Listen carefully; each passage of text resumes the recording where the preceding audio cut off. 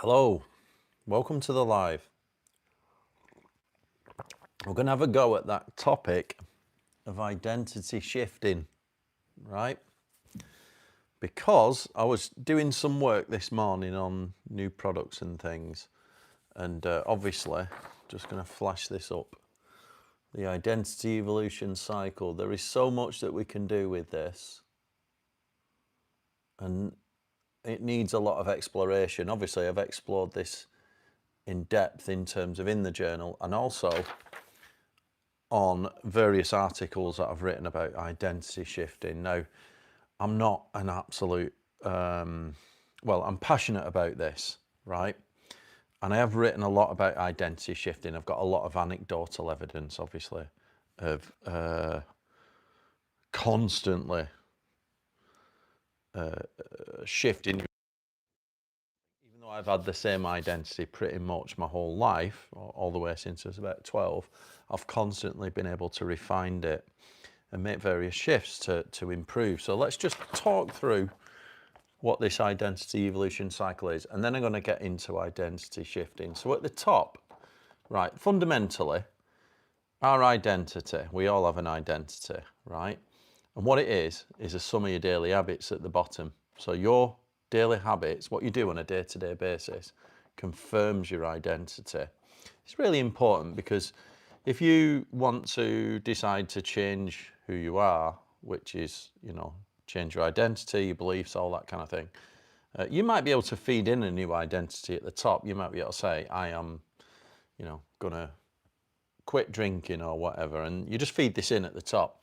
But unless your habits on a day-to-day basis back that up, it won't get confirmed. You know what I mean? If you say I'm going to quit drinking or whatever that might be, what you're going to give up a bad habit, you're going to feed it in at the top.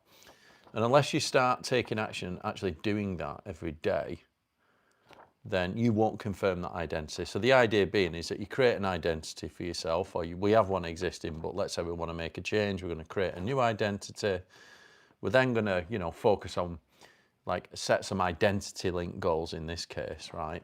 Not your typical goals, which are in like the goal achievement, the journal for goal achievement, are more like external, you could say. Yes, I have a goal around my developing my spiritual awareness, which is an inner goal, but all your identity-based goals, inner goals, are all based on your beliefs. So what beliefs do I need to change and all that kind of thing. So you create them, and then you slowly, day by day, like in the journal, we choose 3 things that we're going to work on each day. You might choose 3 small things that you're going to do to reinforce that identity. So that's how the identity evolution cycle works. And constant practice. So this is kind of consciously writing down what you need to change about your identity, and then constantly, daily habits to change those beliefs, which then reinforce the new identity that you want. So this is how the identity evolution cycle works. And over time, as long as you keep practicing better habits in alignment with the identity that you choose for yourself, you can just keep cycling this and keep improving. And it's like, I remember reading in Jim, it's down there actually, Jim Quick's book, Limitless. There was, I used the quote actually in the past in material, and it was, we've got limitless identities, right? Once we get to the next level, we can get to the next level and the next level and the next level, and so on. And this is what you do. This is like, you're choosing habits each day which reinforce that new identity, and then you keep improving it and you keep going. So today we're going to talk about identity shifting. You might have seen this on various channels. There's special channels about identity shifting, and I am starting to learn about neuro-linguistic programming. I'm actually going on a course because this is big in that, and I'm trying to get, I'm going to get practitioner or whatever it is.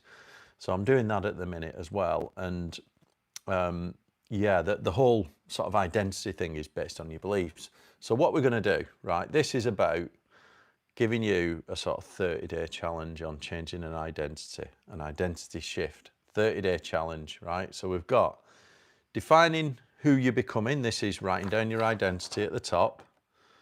We're going to set some identity link goals. And then we're going to commit to 3 daily actions, right? That's what we're going to do. And it is based on, obviously, what I talk about and things. So if you think about so we know what an identity is. I see an identity as maybe like 1 or 2 paragraphs to describe who you are as, what you see your identity is, right? And it's quite simple. You've got many different examples. I mean, I can read you mine, basically, which I've got here in my journal. My identity, just give you an idea. Let me just flip to it. So the identity evolution cycle's in there, at the start, and then as I whip through. So I've got, let me have a look. Right. I want to add value in my IT business. I've got the software bit. I want to add value in my IT business and my authoring businesses so that they both are successful. So they're adding value, right? They're helping people. And then I've got, I want a multi-generational family that is successful, and I want to do all this while being at peace. So out of them sort of couple of paragraphs there, it's only a few words. That pretty much there's a lot that you can derive from that. And then the next one is to create your goals, which you then drill down and start to flesh those out. What do they mean? What does being at peace mean? Well, that's about, to me, being at peace means my meditation training with Roberto, what I do, always trying to stay in the moment, trying to be conscious. It also includes like the way I work. So when I do a task, I'm not having mobile phones buzzing away. I'm trying to be in the moment, focused on that one task. So the way to explain it's almost like 2 communication styles. I always want to be in the moment. So I always want to be focused on that task and nothing else. That's why I do the deep work tasks on the 3 things a day. That helps me remain in the moment and become more spiritual. So that's an idea of how you do your goals. And then when you come down to sort of actually doing it, which is like, all I do is pick 3 things I'm going to work on each day. And then, like I say, I focus maybe an hour at a time on each of them 1 things that I'm going to focus on.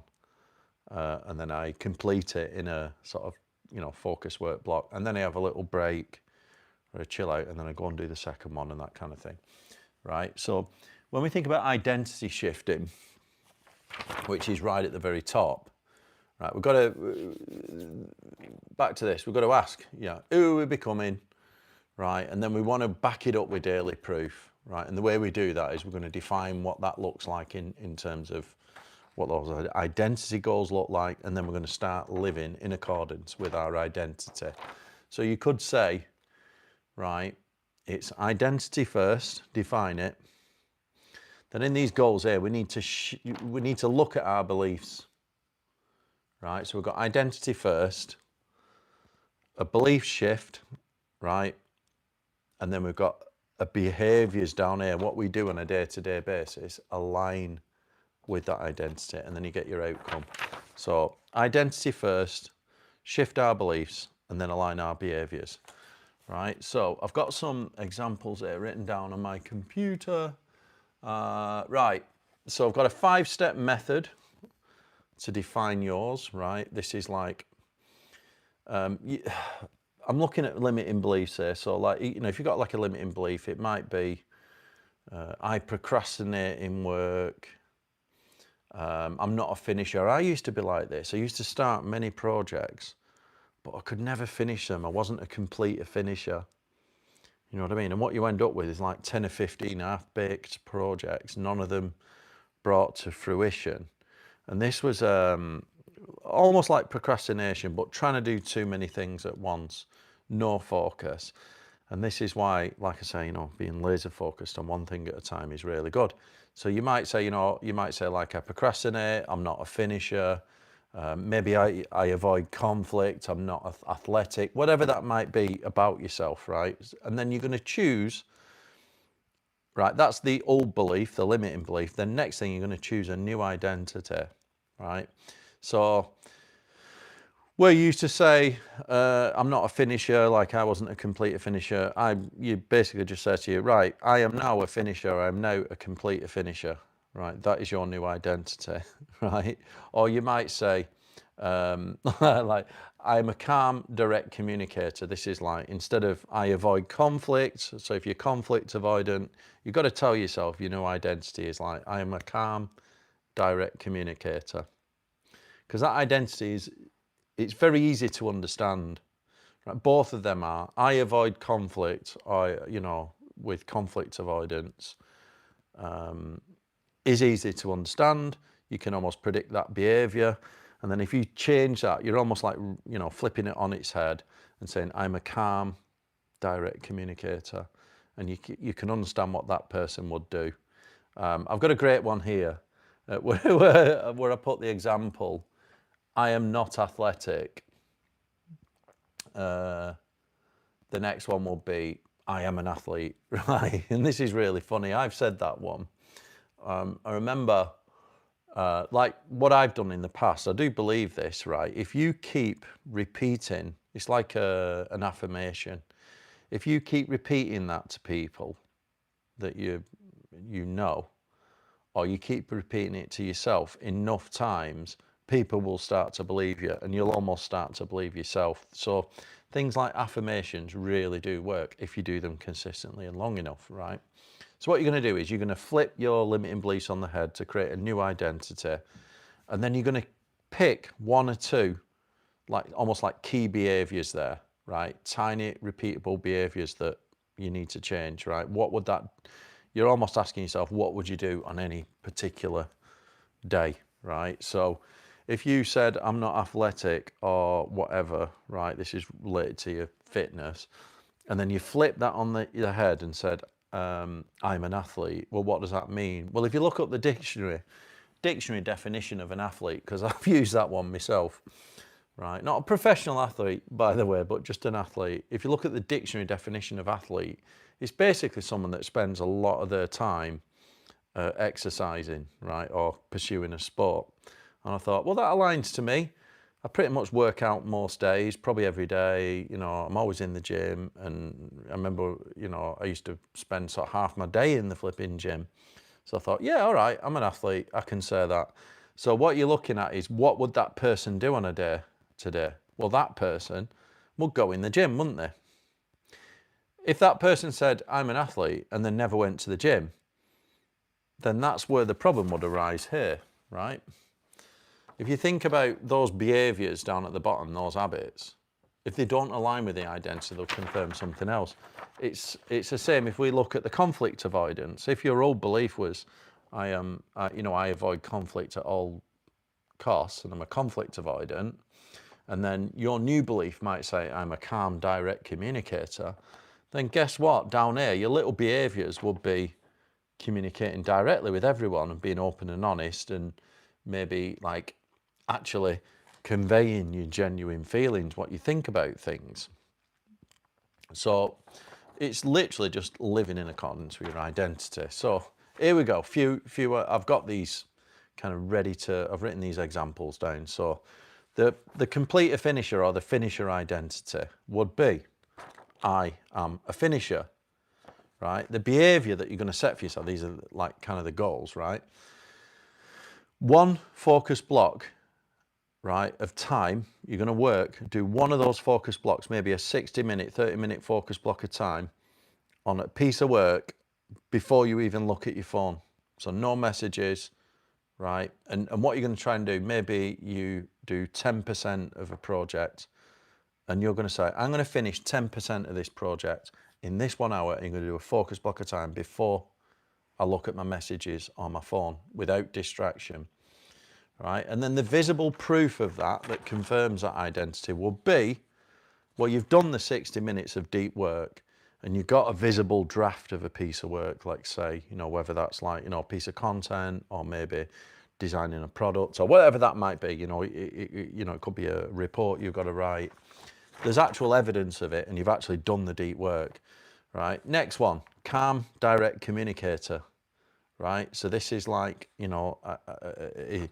previously, you was conflict avoidant, so you would avoid communication, avoid conflict. The new identity would be, I address things early and kindly. right? So you're not being a dick about it, but you're going to address it up front, right there, right? And earlier, this is like, reminds me of like what Jordan Peterson says, don't let things hide in the fog. And what he means there is, people that are conflict avoidant will tolerate little small boundary encroachments, like without saying anything, so they won't speak up. And what that tends to do is it leads to a lot of resentment that builds and builds and builds and builds over years, right? So in this case, you're going to say your new identity is I'm addressing things early and kindly, right? And the behavior might be, well, it's you might set yourself, you know, you're going to change that behavior, right? That's your goal. Your behavior might be, you're going to, you know, your goal might be to speak out when you see things. So the actual, then if you think about the behavior, like the daily habit that you would do in that regard, it might be, I'm going to send one difficult message a day to someone, right? And then you're going to use like a 3-line script. You're going to use fact, impact, and ask, right? And the purpose of this, if you think you're going to send one difficult message very politely, you're going to practice that daily. If you're the sort of person that's conflict avoidant, there's probably many of these things built up over time. So you're going to stop doing that and you're going to start speaking out, right? And then the proof of that, which you'd be surprised, is you have got the direct messages going out, right? The messages are logged, and then you've got some kind of feedback, and it wouldn't be as scary as you think, right? I've got another one here. Let's say you can't finish. It's pretty much related to the complete a finisher thing. So let's say you're trying to, you've got this idea for this new product, and you still haven't got any progress with it. You keep talking about it. You keep saying, yeah, I'm going to start this new business. I've got this new product idea or whatever. I want to launch this new product. That's what I want to do, right? And you turn around and you say, right, okay, I publish my products. I don't just plan them. That's your new identity. I don't just plan. I don't just talk about them. I'm actually going to create and publish these products, right? And this might be someone who's like a creative writer, let's say, right? So your new identity is I create my products, I publish them, I don't just talk about them. Right? The behavior would be, let's say every day, you're going to do 30 minutes of writing, creative writing, maybe 3 or 4 posts a week, maybe a newsletter, you know, whatever you're going to do, tweets, whatever. And the proof is, well, you've got the outputs, you've written the products or whatever the articles are, you've got the publish count, which is how many pieces of article you send in a week, right? And then you've got all your products going out. So there's actually proof there because you can see what you're trying to do. So that 3 pieces of content a week. Right, okay, right. Another one last one. Probably relates to me, right? This is about money management. So let's say you're a bit careless about spending money. This one relates to me because I'm not saying I'm careless now, but I've had them periods where I've been a little bit careless. My attitude was, well, I'll just earn more money. You know what I mean? It's a crazy way to think. So let's say you're going from just impulsive spending to getting it under control, and you're going to say, you're going to be a financial steward. I am careful and proactive with money is your new identity, right? And then your behaviors might be a 5 minutes daily check-in, like which is like what you're spending today and all that kind of thing, and then weekly updates and things like this, right? And then your proof would be the days when you're tracking spend, managing your money and the kind of buffer you've got there in that money, and then you're going to cost cut at least. You're going to make 1 optimization per week. So that's it basically. If you think about it, you could apply this identity shift into everything, right? It is quite difficult, you know. So if we look at, like I said, identity shifting is very much about challenging your internal beliefs, right? And when you challenge those beliefs, that's when it starts to manifest on the outside. So even though when I talk about, like in the journal, about the context in the journal for goals, which is this bit, is often manifested as external. You know what I mean? So like I always put things in here about my business, like I want win X amount of contracts and things like this. That's very external, you know what I mean? It's like, let me have a look what I've got. Right, I've got one here now. The examples are quite good. So I've got make 50k sales in 6 months. That's very external. It's an amount of money in 6 months because it's like a SMART goal. And that includes like creating a compelling offer, creating a website that is SEO optimized, sending an email campaign, booking appointments with 30 prospects, closing 5 prospects at 10k each, which equals a 50k. And then the bottom, you've got this, underneath it, you've got this why do I want it, which is the emotional bit. So that I have, in the example it says, so that I have money not to have to work a 9 to 5 in the city. Right, all understandable, right? Now, the goals in here, like I say, they're very external. Even this one here, take my family on holiday to Italy, right? And I've wrote my own down. They're all, you know, I've got the 2 businesses, amount of money. I've got one about investing, one about my fitness. You know,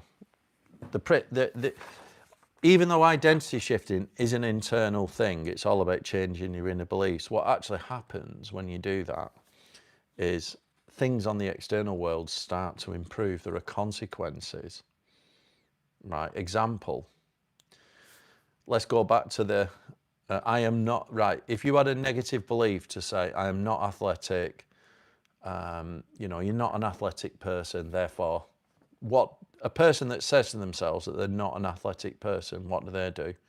Well, they probably don't exercise. And then in saying that to themselves, like as an excuse why you shouldn't exercise and things like this, I'm just not athletic, then guess what? You're gonna manifest that reality. You're gonna enforce it. When you flip that on its head and say, I am an athlete or I am athletic, right? You're telling yourself this new identity. You then start going to the gym. So what is the external benefit of that internal mindset? Like it's like an inner belief change of an inner belief, a limiting belief. If you flip that on its head and change it, well, the manifested result in the external world is you'll get in shape. You'll start to be more fit and athletic. You'll probably tidy up your diet. Well, you should do. You're not going to lose weight unless you do. And then the other one is, let's say, the one about, you know, I'm not a complete finisher, or, you know, I can't finish a product. Flipping that on its head to say I'm a creator who ships, or I am a complete finisher, will actually benefit you in business. You'll get some products out the door. So always, no matter what you do internally, once you shift your internal beliefs through this identity shift, it ends up manifesting with external results that benefit you, right? And this to me, it suggests, it's a bit like, I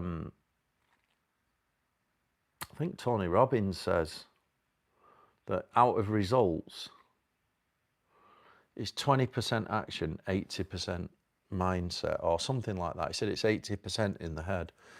And I do believe that. Like you can run around being a busy fool trying to, you know, do things and not really think about the inner game or the inner work, and just charge on ahead, and you'll get some results.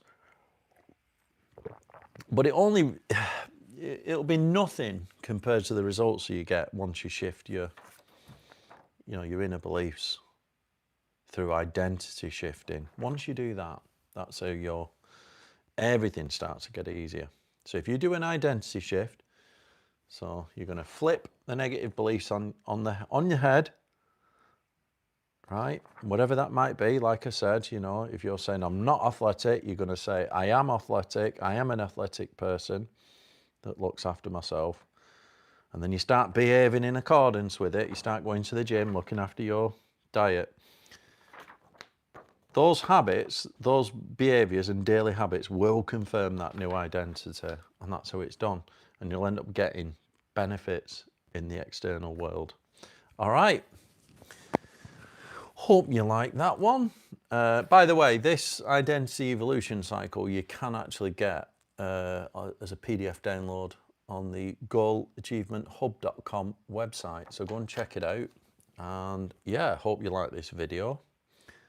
Check out some others. I've done some other videos on this topic actually. If you just search on my channel, identity shifting, I've done quite a few.